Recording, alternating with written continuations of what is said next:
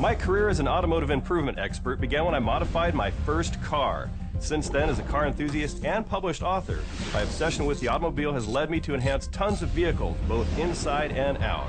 That's why I'm thrilled to be a part of a brand new series designed to help keep your car looking great and your engine running like new.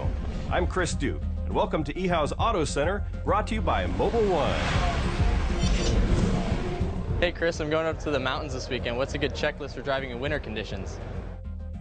Hey Dominic, driving in winter conditions is something you should definitely prepare for. Now here's a good checklist to use when getting ready for that first cold cruise.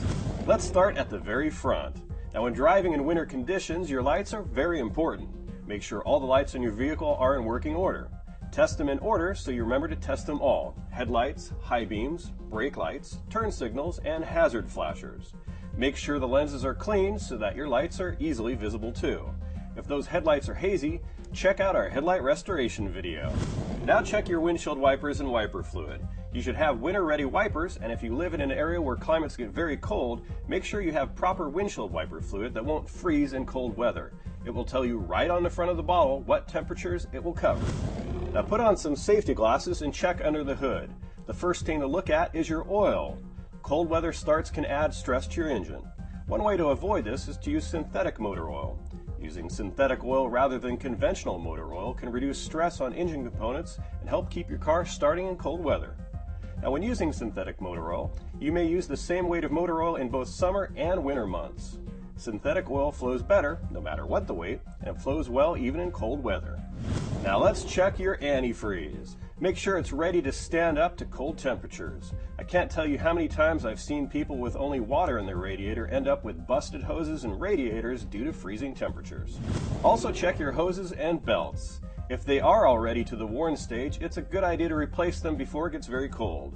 Old belts and hoses can suffer structure damage and failure in freezing temperatures. Remember to be sure to wear those work gloves.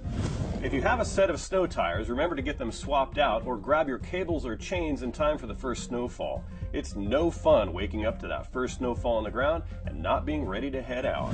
Check your battery and terminals. Winter is the most common time for a car battery to fail.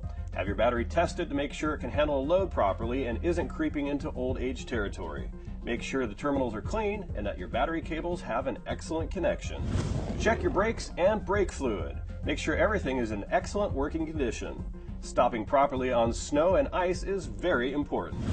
Make sure that your heater and defrost system work properly.